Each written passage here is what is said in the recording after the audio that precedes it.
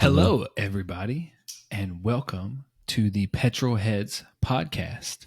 I'm your host, Jason Reynolds, here with the one and only Dave Diekman. How you doing today? Hello. I'm good. You? Yeah, good. Yeah, we've got a spicy one for you today. So we're going to talk on some news, and we're going to review the 2024 Italian Grand Prix, go over the results and our thoughts on different strategies, the outcome, and then we're going to touch on how our predictions went and who's winning the points battle. So, how was your holiday? Holiday was good. Went to the mountains, explored a bit of North Carolina, Virginia. Nice. It was good. Yeah. Good nice weather. Time in the woods. Did you catch any rain? Did you run into any? A little bit, but nothing, Yeah. To We had dampen anything. It was like, it wasn't even really calling for it here, but then it had a huge storm come through.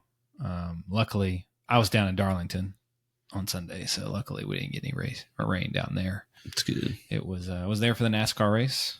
It's a pretty good race. Super hot, but it's a good time. Took my dad down there. So we last race before the playoffs start. Yeah, yep, that was the final regular season. Tyler Reddick won the regular season points by 1 point. He had a stomach bug too during that race, and like he came on the radio was like, "I'm throwing up and shitting myself." We're like, but it was apparently a false alarm. After the race was over, he was like, "No, he ended up being okay."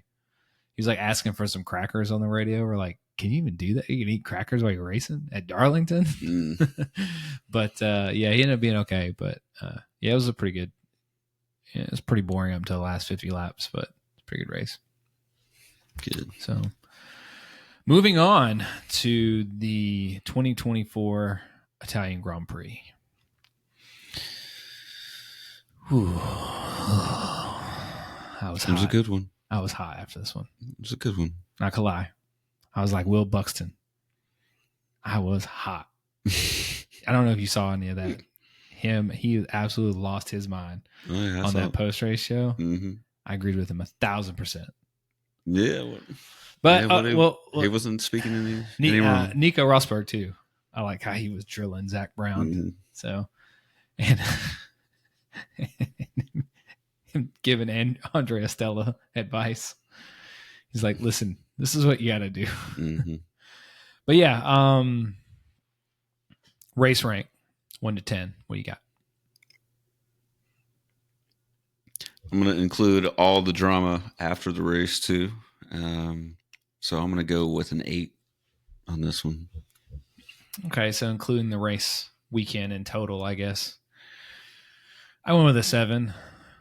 I mean, it was a good race. Just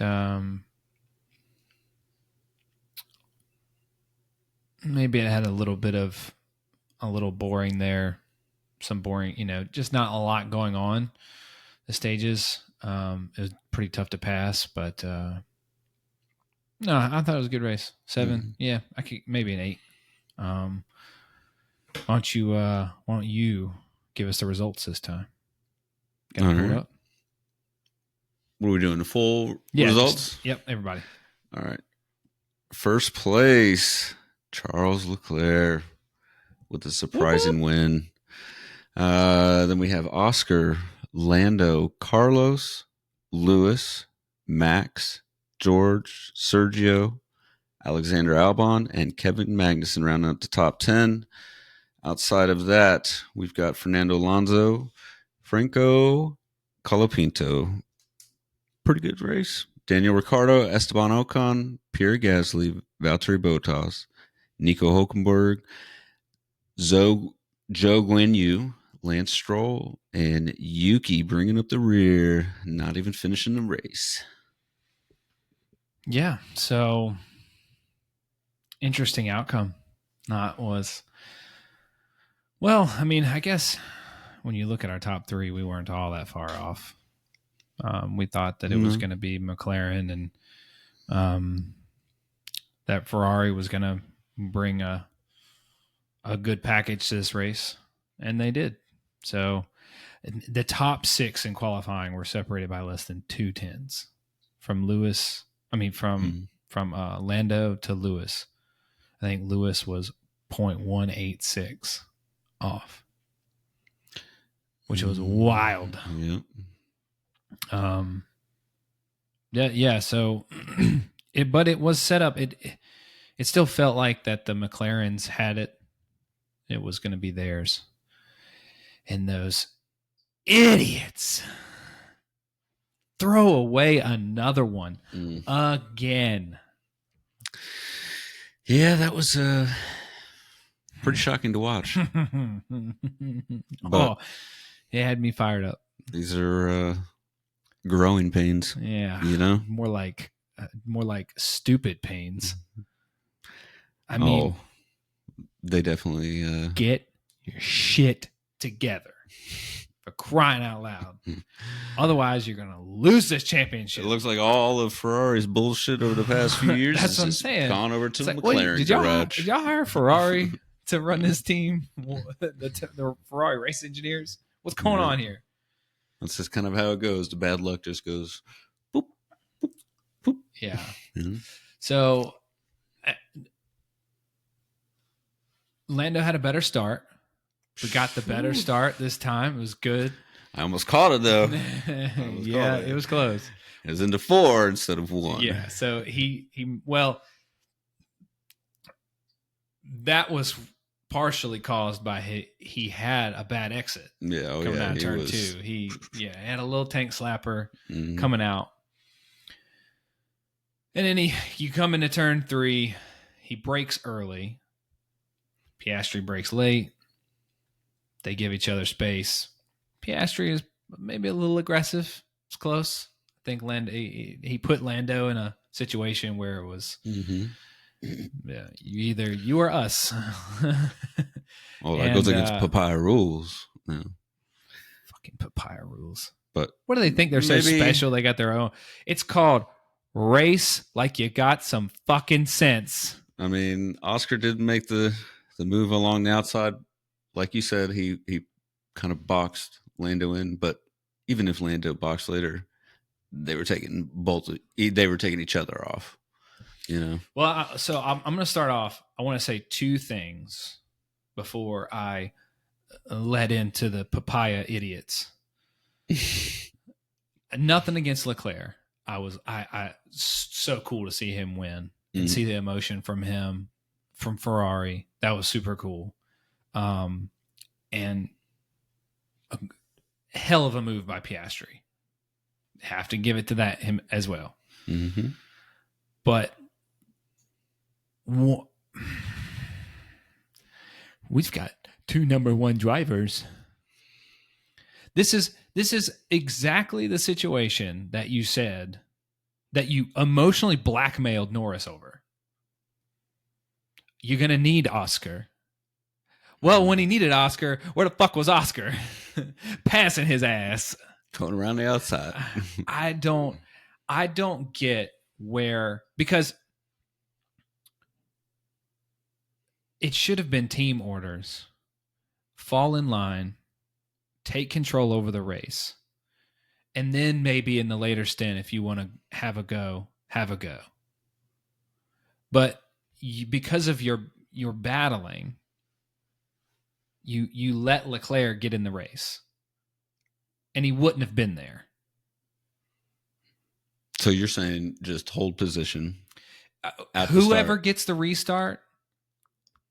You're saying at the start? No, yeah. So I think it's a start, cover your lines, and then fall in line. Oscar should have not. It should have been made clear by the team for Oscar not to make that move.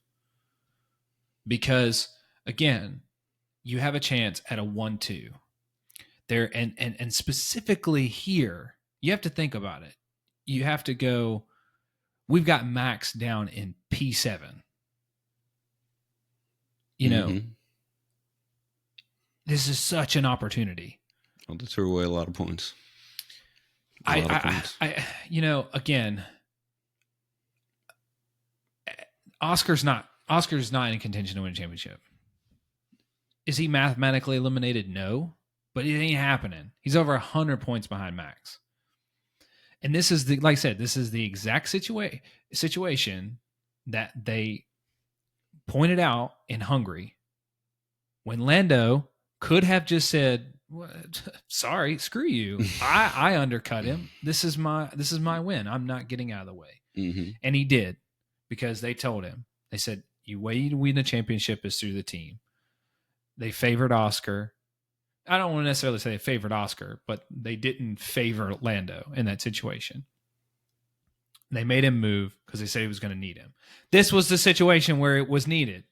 Oscar should play the team game. Mm-hmm. And understand, like, live to fight another day. You lost it at pole. You didn't get him on the start. Control the race. 1-2. And if you're McLaren, if you want to win the Drivers' Championship, you've got to start favoring Lando a little bit, because Oscar's not in that fight. Really, if you think about it, Oscar's only 44 points away from Lando. But that's almost twice as many points when you really think about it. I mean, we were saying that Lando wasn't in with a shot because he was 70 points out. Now we're saying it is because the Red Bulls are so off. You've got Red Bulls finishing, you got Max finishing P6. So it's like, oh, well, and McLaren's obviously the quickest car. I just, that's not championship team mentality. I think from a team's perspective, they're looking at the constructor standings, right? Because that's what's most important, and that's what's going to sustain them. Yeah, for sure. Then the drivers, they're taking a selfish view and saying, I'm number one, number two, vice versa. Since I think they're still so close with 9 races left that they're definitely at that point where they need to say, you're the number one. Sorry, Oscar. Well, it's not even necessarily saying one of them's number one and one's number two. It's looking at the bigger picture. Oscar had just as many opportunities as Lando to be in this picture. If it was flip flop, I'd be saying, well, now you need to favor Oscar so you can try to win a Drivers' Championship. But you didn't. Oscar lost out. It's fair and square. And Oscar is not in contention to win a championship. So it's like, and again, it's not as if they didn't do anything for Oscar. Lando gave that position back to him at Hungary, let him get his first race win. And it's like, oh, maybe repay the favor now by just backing off. If you get him, if they're in a shot, maybe later in the race, they've run away from Leclerc. No one else is, they're 15 seconds up the road. Mm-hmm. And if they got a shot, they, hey, race, but keep it clean. I could even understand that. I think the team is just putting the overall needs first, then the driver second. But if they leave that too long, they're going to create unnecessary animosity between the two sides of the garage.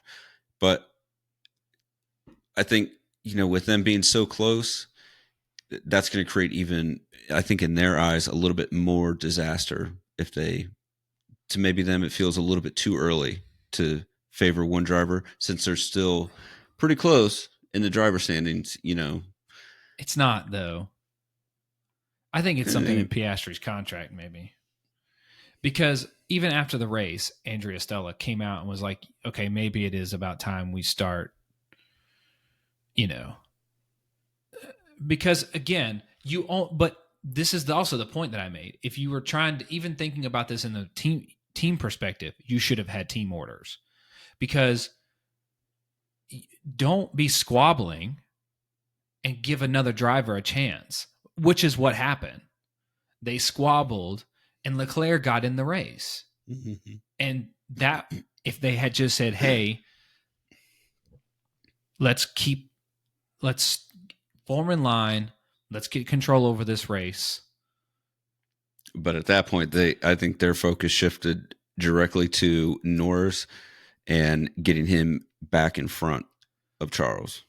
So Well, and then that's where Oscar yeah. just took his chance and was. Which then again, then you want to keep this just compartmentalizes, right? It's a compound effect of their stupidity for the whole day, to be honest, because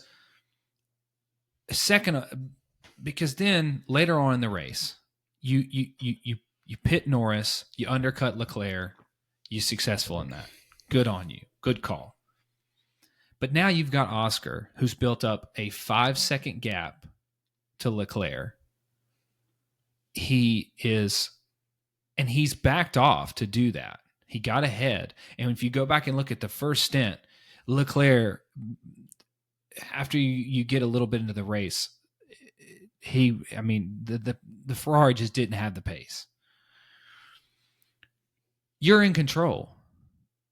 Wait and watch what Leclerc's going to do. Mm-hmm. You're not thinking that it's like I've said before, it's this non-championship mentality. It's them coming on the radio and asking the drivers, hey, what's the best strategy? Why are you asking the driver? You shouldn't be asking the driver. You have all the data. Again, all he had to do, if he had 5 seconds, Leclerc's not undercutting him in a lap, and he's not making up 5 seconds. It's just not happening. So if Leclerc box, you come in, Leclerc box the very next lap. Answer it, cover it off, you're fine. Mm-hmm. So the one stop wouldn't have beat them. Mm-hmm. Because Leclerc wasn't going to catch Oscar on pace. Clean air is king. And then at the end, the last few laps, you've got Leclerc. You're not getting Leclerc. That's over. Like, you could tell 2 laps to go, last lap, it's over. You're not getting him. Swap Lando and Piastri. Who gives a shit about P2 and P3? What's the difference? These drivers, it's either win or a podium. Between second and third doesn't matter. Mm-hmm. So why not maximize some points there at least and swap them? It's this kind of mentality. Team needs first, But again, in that situation, you're not hurting the team. The team's still getting the same amount of points. No, I know. But it's just, again, you go back and you look at over the years, over all those years that Mercedes won. Look, Valtteri had chances to race Lewis. He would have, but then there was times when, hey, you're not in the championship fight. We want to win both championships. Get out of the way. Whatever. There were certain situations they made those calls and they made team orders. Mm-hmm. Red Bull, same way, and it was just easier for Red Bull though too, because Perez has just never been. It was clear cut that you're the number 2 driver. That's how they operate. But it's from our perspective, from a fan perspective, it's great. It's great to see them not doing that. We don't really want to hear team orders. Mm-hmm. But I think I also want to see Lando Norris win a championship. I would love to see McLaren and Lando win a driver's championship. And this is their opportunity. And you have to go into that race with the expectation that Red Bull is probably going to fix their car. They're going to be quicker, and it's going to be hard for the rest of the season.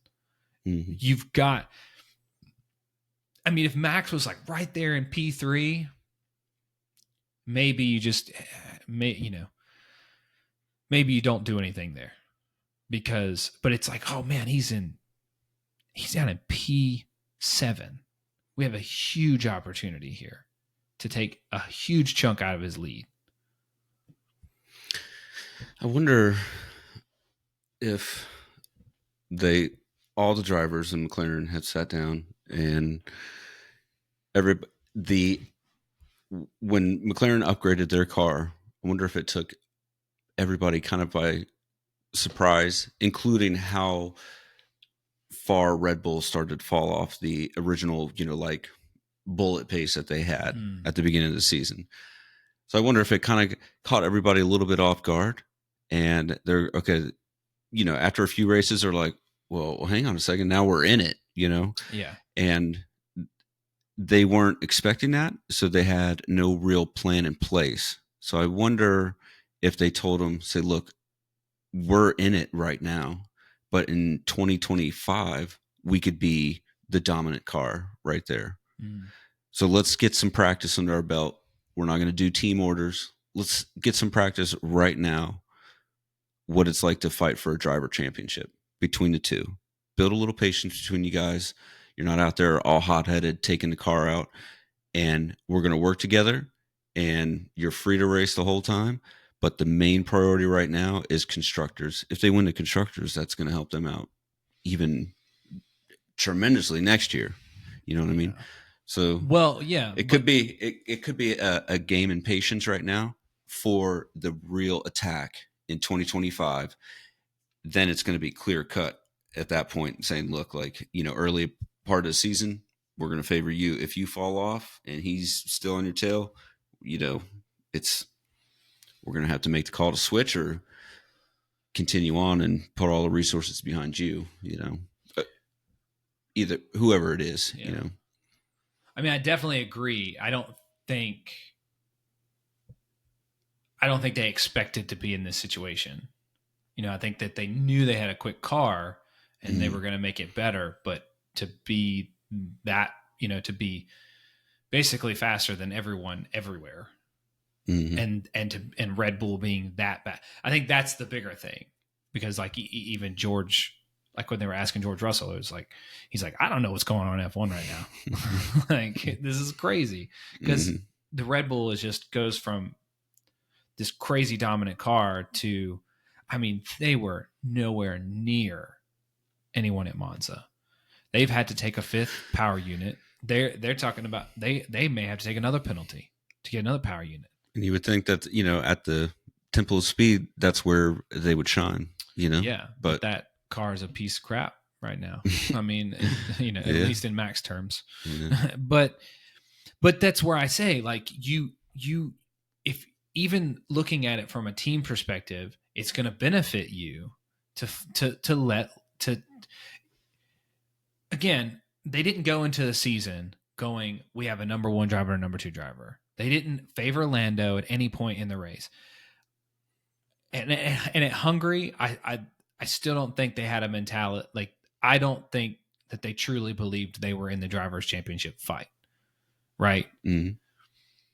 And a lot of teams probably didn't think that, Yeah. Going into the season. They knew they were in the constructors, but but a couple races later, and but you're still playing, you're on the back foot. Your strategy calls, your mentality is defense. You're you see it in the race. Your strategy calls, you're covering over, you're still trying to cover drivers. Run your race. You have the fastest car. They can't. That's what you need to do. You got out strategized in this race. And quite honestly, if you had some sense. By Ferrari, who's been historically bad for the past few years. Right. And, good call on them. But you can't not give team orders in that situation. I think you've got to, I get it. Again, we love it. We want to see it. But I also want to see someone else win a championship. It's that's the next peek behind the curtain that we want, is the team dynamic now. Everybody's like, okay, yeah, we get it. You're You're fast, Red Bull, shit the bed, they're done. Yeah. Well, they're not done, I mean, but they're yeah. in a slump. Yeah, now it's like, okay, you got the fastest car. We see that, good on you for not favoring a driver, but let's see some pissed off drivers out there. You know what I mean? Well, I mean, let's see the team dynamic. Let's get a little peek behind the curtain of that. and they only do this. They're only doing, again, this is where I think it feels like that there's something in like a contract somewhere. Cause like it's like they're defending themselves constantly with this. Oh, we've got number 2, number 1 drivers. It's like, look, yes, you do in Bahrain. But at some point in time, if you want to win both championships, you might have to make a call. You've got to start favoring the guy that's ahead in points. Mm-hmm. If you want to start, and because this is a situation where, so like Hungary, Oscar gets Lando fair and square at the start. He didn't get it. It wasn't this time. Lando had the better start. I don't think Lando thought that Oscar would go for that move. I think that his interpretation of the papaya rules, it was like, he's not going to risk taking that shot. And so I think he wasn't being super aggressive, and that's why he braked early. In my opinion, I don't think he was expecting that move from Oscar. Mm-hmm. And that's where, again, even if you're looking at that from a team perspective, you're shooting yourselves in the foot. Like I think that now, again, a little bit different situation, but like at Silverstone, when it was a 1-2 by Mercedes, when they had that, you could tell when that race start happened, it was, hey, let's get control over this race. Lewis fell right in behind George, and they went on their way. If George made a mistake, Lewis was going to take full opportunity. Well, he did, right? When the rain came, and you had to, that's again, if Lando had made a big mistake, whether it was at the start or, maybe you can say that late braking was a mistake, but I don't think that was what he was. I think he knew what he was doing. Maybe the team, this is the team, McLaren, their subliminal way of telling Lando, hey, get your fucking elbows out. It's time to, okay, here's the championship. We've given you the car. This is what you wanted. Now go take it. Because right here, Oscar is saying, well, I'm still there. I can go grab it too, So it's like, excuse me. If you look at it, Oscar looks like more of he has that championship or that champion mentality about him. He drives more aggressive, takes the risk, is a little more consistent, and just, is not afraid to get his elbows out. Where it looking like lately, the one part of Lando's skill set is the starts. He just needs to fine tune that. The next area he needs to review is just that he needs that grit, that just get your elbows out. Yeah, break later. Show these motherfuckers that you're not to be messed with, and you're not going to give an inch. He needs to go race. Yeah, he needs to go raise some hell. He needs. I think the whole McLaren group is too much caught in this defensive nice guy mentality, and I respect that, and I'm not saying that they should get rid of that completely, but to win a championship, it's gonna be cutthroat, and you're gonna have to make some decisions that you don't necessarily want to make all the time. You're gonna have to piss somebody especially off. A tight battle, right? And it's you've just got to make that call sometimes. And again, I agree, Lando, because if I'm Lando after that race, I would look back and say, I would say, if I'm ever in a position like I am in Hungary again, I'm going to come on that radio and tell you to go bugger off. I'm winning this bitch. Because, again,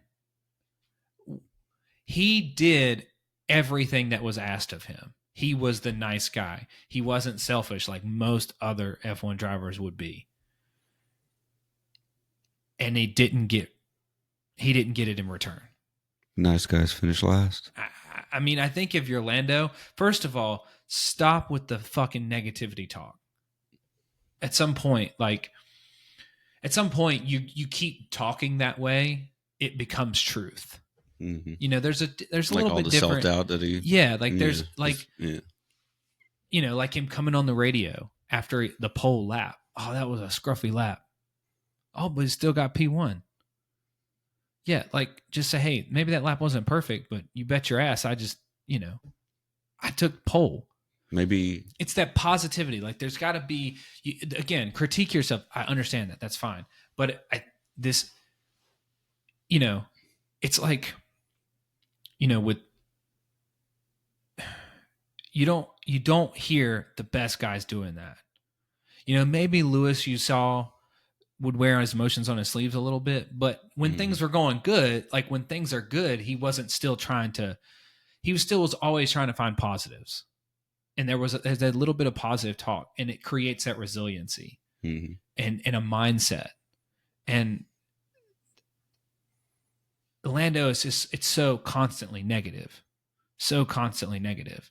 And, you have done everything this team wanted of you. You have put the team first. Well, right now, I think it's about time you put Lando first. And you need to get a little fire lit underneath you. Mm-hmm. I thought we saw it. I thought last week it was like, here we go in Zandvoort. Mm-hmm. I was like, here we go. Now we got it. He just needs to learn to replicate that every weekend, every race weekend. But that's the interesting dynamic that they're dealing with. You've got somebody over here. You want to toughen up mentally, right? You don't want you want more positivity. You're trying to build a champion mentality in him. On the other side, you potentially got that championship mentality and the skill set. Now you just have to hone it. It's still a little bit raw and rookie phase, and so you're like, it's probably why McLaren hasn't said shit yet. He's number one, number two. Well, yeah, they're just like, look, we've got young men here that we're trying to build. We're building something bigger. So this is 2024 is a game of patience, for us right now. Right. But yeah, and you have to, but now you need to flip it. You need to go, we've got to become opportunistic now. Yeah. We got to go on the offense. Like you said, you got to run your own race. Yeah, stop. Screw everybody else. Stop trying to cover it. Like, you wouldn't have been in a team order position, a team order situation at Hungary. You were trying to cover a Lewis that was not in your race. You were trying to cover. You had to change your strategy to cover Leclerc because you allowed him into your race. That's where you've got to get out of this mentality if you want to win the Drivers' Championship. Like, you've got to start going, okay, we've got to look at the bigger picture of everything. And Oscar, you're in F1. You're playing a team game. If you wanted the championship so bad, you should have outscored Lando up to this point, but you didn't. And so sorry. Now you're going to have to take a back seat. Now you're going to have to play the support game. He let you buy. He let you win. Now you're going to have to play some team game a little bit. Because Oscar, that's my only problem. Oscar's not. Oscar, like, great move, but a very selfish move. And if that's how it's going to be, then Lando needs to get that mentality. And it's probably going to make him crash, which we love to see. I hope not. We got another Nico versus, Nico Rosberg versus Lewis Hamilton. I don't think it'll get that crazy, but I think, they have some more sense, or, they have some sense about themselves. It's part of F1. And, you just got, you've got to play that game a little bit. And, sorry, Oscar, you're not, again, what makes you think that you're, you're excused from that mentality? Because that mentality was crammed down Norris's throat. And Lando signed to them long term when he didn't when it was like kind of head scratching, why are you doing that? This Mhm. team doesn't look, they're not giving you a very good car. He trusted in them. They're rewarding him for that now. But it's like they almost think that he's not championship material yet. You know, again, Remember, they come to him. I mean, some of them 18, 19. I mean, they've got to yeah. they've got to shape that mentality. Well, But it's like the rare ones are just. It almost seems like they're born with it. It's just a natural ability they have. Some you have to try to bring it out of them. Yeah. Well, hopefully he does. And I mean, Andrea Stella said at the end there at the post race interview that they're like, okay, maybe we've got to start thinking about this.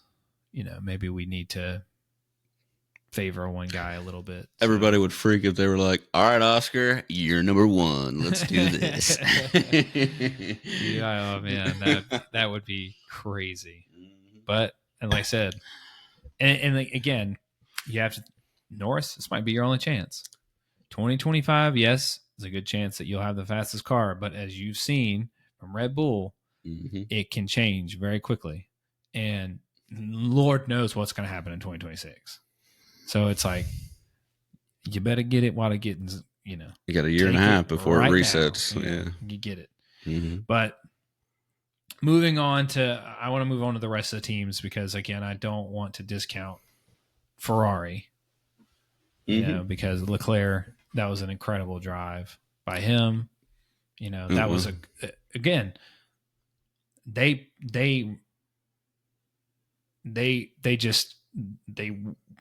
went kind of on the offense. They said, all right, well, we got really not much to lose. Oscar box. All right, let's just stay out. See what happens. And they pulled a Mercedes at Spa. Yeah, literally. Yeah. Exactly. Yeah. But they did it with both. Yeah. But Leclerc made sure he ate plenty of pizza before the race. But yeah, I don't know. It was really cool to see that, though, all the emotions and everything of that. But yeah, and Red Bull, wow. I mean, they were not even close. Yeah. Let's see here. Let's see how far they give me just 1 second. Get this here. Max was 37.9 seconds off the pace, where Sergio was 54 seconds.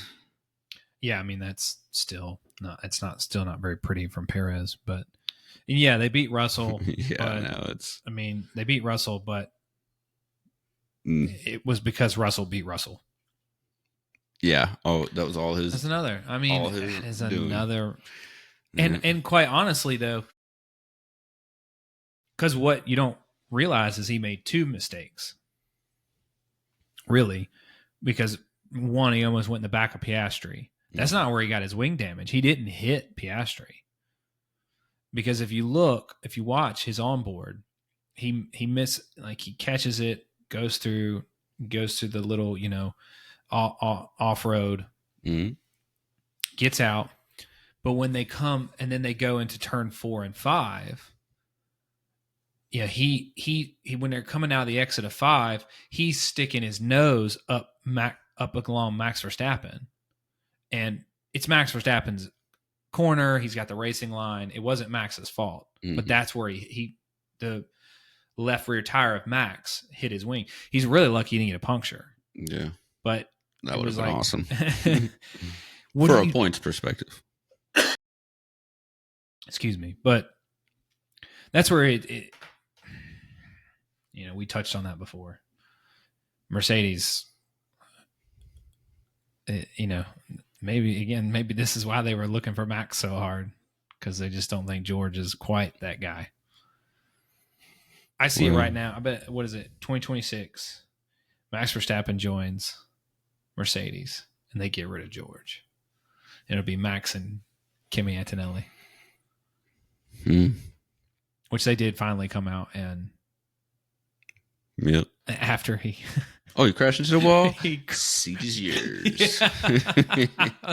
We were like literally. Come on down. Like we were literally talking about it. I texted you when I saw it. I was like, that was a bad one by Kimmy. Literally the net.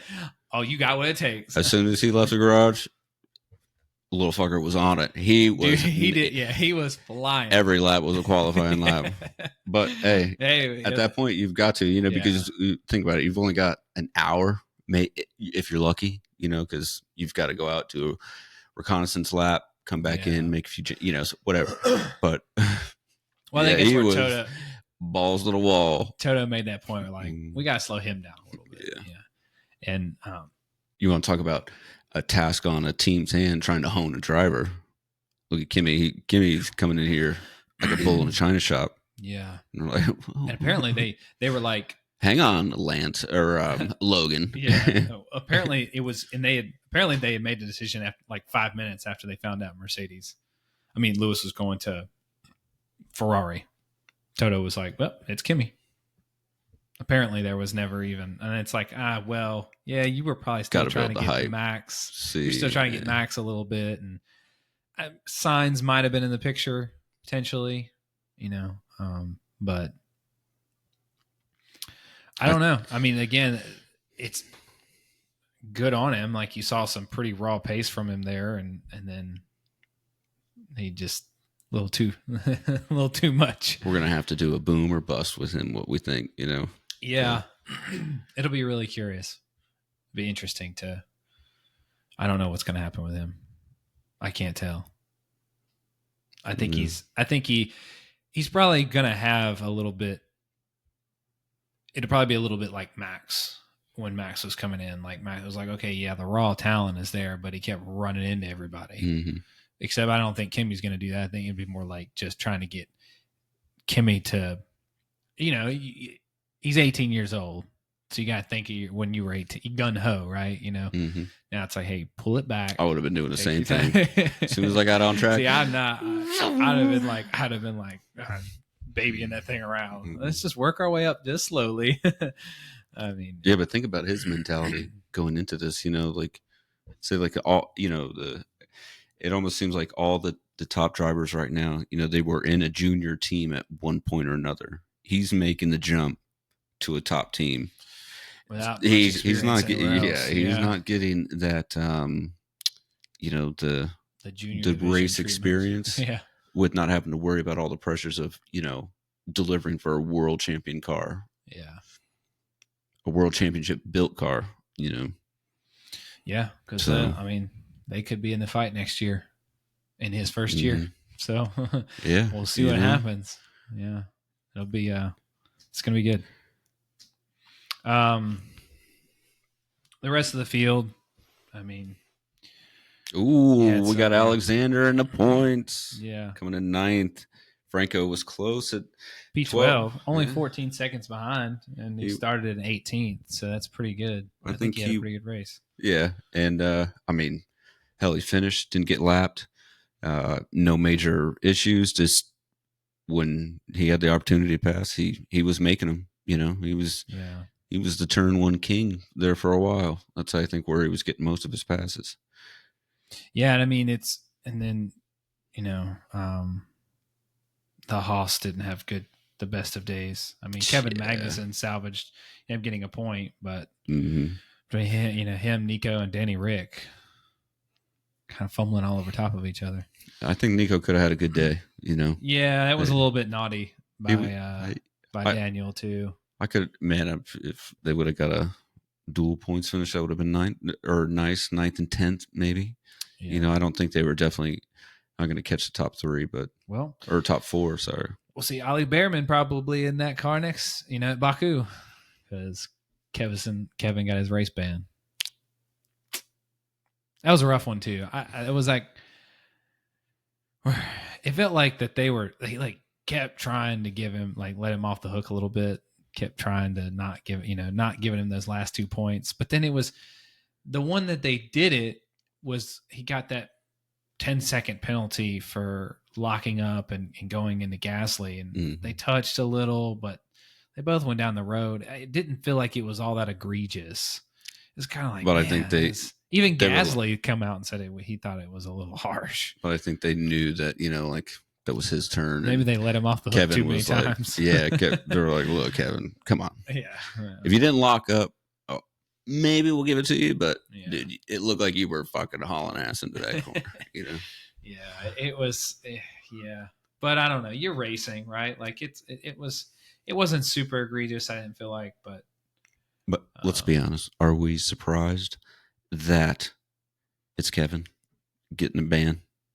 I mean, look at his history. He's been. You couldn't ask for a better teammate all year long.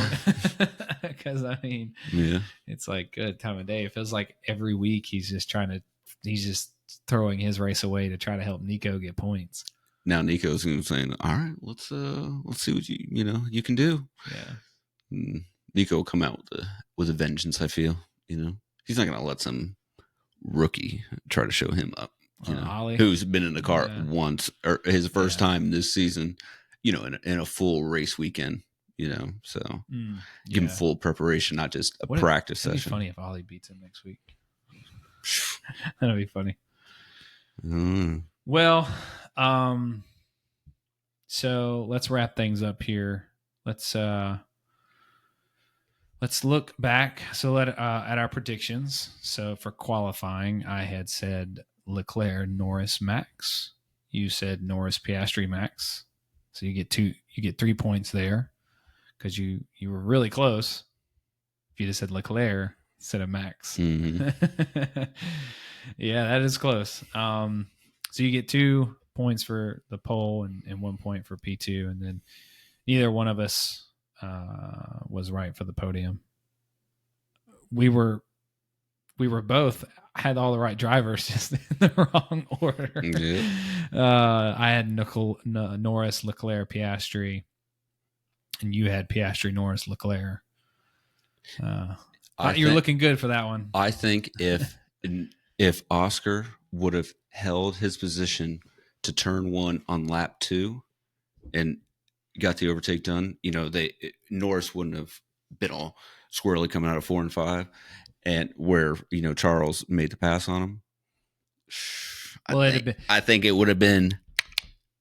Yeah, I would have got all 3. Yeah. But I think if Piastri hadn't made that move, Norris would have won the race.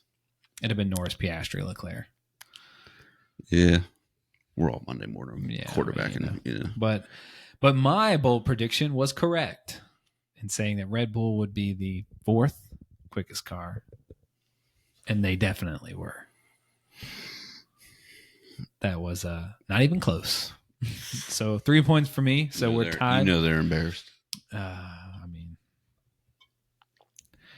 don't know. Is the team sabotaging the cars internally to get Christian out? I don't know. I know. We'll find out at the conclusion of the 2024 season. I think it'll probably be Abu Dhabi. They'll be like, "All right, Christian, see ya." Well, Zach Brown said he was getting a bunch of CVs coming across his desk from Red Bull. So I don't know. We'll see. It's it ain't good there. That's for sure. They like I said, and they mentioned that it's a good possibility that they'll have to take another engine penalty. Christian's look on the pit wall, looking left, looking right, and saying, "Shit, where are all my friends going?" Everybody leaving. Yeah. Well, so who was your petrolhead of the day? It's a toss-up for me. For on-track action, and good result, I'm going to give it to Alexander Albon. Yeah. I don't like that Charles won the race off of pit stops. It wasn't a flat-out battle that he didn't overtake on track. It was through the pits. So on track, I'm giving it to Albon just because I like to see Williams up in the points. New upgrades seem to be working pretty decent. Still 68 seconds off the pace, or at the end of the race, they were 68 seconds off, but good to see him up there. Yeah. Best of, the leader of Formula B, if you want to call him Formula 1B. I had to give it to Leclerc because, strategy did it, but he had to execute it. He had to bring it home, and again, he was able to massage those tires to the end, and not make any mistakes on tires that were worn out. And do you see him coming into the pits? No. I mean, it looked like there was nothing left. Like two more laps. They were pretty ugly, but there seems to be a common theme they're seeing where it's like these tires will go off, but then they come back to them a little bit. Yeah. And I don't know. You're not really seeing any of these. You're not seeing any kind of like punctures or anything, which is good. Like you used to. So yeah, I think that good. I think you're going to start seeing them stretch these tires a little bit more. But it's always coming down to right there at the end, like at Spa. I mean, it was like one more lap. Lewis probably would have got George. One more lap, Piastri would have probably got Leclerc. One or two more laps. All the rest of the teams are looking. They're saying, "All right, look, Mercedes did it, Ferrari did it. Now it's like, should we try? Hey, nothing to lose." I think Kick should be the next team to do it. Just do a one stop. See what you can happen. I thought if you get 1 point, hey, it was a success. I saw practice. You get on the board. I saw practice. I was like, hey, maybe we might get a point. Nope. False flag. P16, P18. Well, so who is your knucklehead of the day? Knucklehead? I'd like to give it to McLaren team. I don't want to give it to just one person. Yeah. Well, that's what I was going to say. If we had to give this to a person, it was between Zach Brown and Andrea Stella. Because I'm like, I have to say both of them because I don't know exactly which one of them would have really made the call. Probably Stella more than Zach. I agree with you, McLaren as a whole, but there is an honorable mention in that dumb RB mechanic. Who touched Danny Rick's car too soon? Like, what a knucklehead move! Come on. So you saw him. He was like, "Did anybody see?" He was like, "No." He knew he had screwed up. So, but just saying, natural instinct took over. He sees the car coming, and now they're going to tell him right as he's pulling in, do not touch the car. They probably told him as he, hey, he's boxing this lap, 5-second penalty, don't touch the car. And then, 30 seconds passes till the car's actually right in front of you. Yeah. Just adrenaline, not thinking. And I wonder if they took him back when he got back home. They were making him write sentences. I will not touch the car while serving a penalty. I will not touch the car while serving a penalty. They're sitting there going, "You fuck." Yeah, he got an earful. That's tough. That one, yeah. So I wanted to add in another segment too, where we choose the best overtake award. We'll give the best overtake award, and I stubbornly give it to Piastri for the move into turn 3 out of turn 4. Mm-hmm. That's who I give it to. I'm giving it to Charles. Coming out of 5 into 6. If he didn't hold it right there, there was. You're on the one on Lando, you're saying? Yeah. On Gotcha. lap 1. Yeah. If he didn't make that move, that wouldn't have opened the opportunity for him up. Later, looking back on the race. Oh yeah, I mean, if he hadn't got Lando there, that essentially won him the race because he wasn't able to catch up and pass Oscar. But that was for me the move that won him the race right there. Yeah. Because then strategy took over and that really wasn't him. Opportunistic, Yeah. It seems like everyone always benefiting from McLaren's fumbles. Hey, but it is good to see, Ferrari up there and seeing all the Tifosi out there. Yeah. I love seeing the stretch with the 2 big Ferrari flags. And it was awesome. Really cool. They had 9 upgrades they brought to this race. So let's see. We'll see how,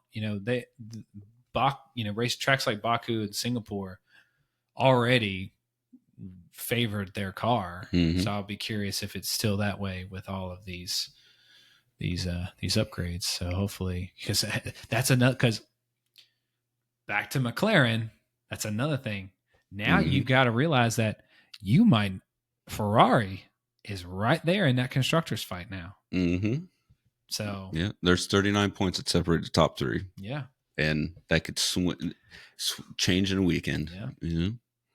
Better get your shit together, Yeah, Zach. it's yeah, it'll be interesting. But I know Red Bull's sweating bullets right now because they're like, holy shit, Yeah.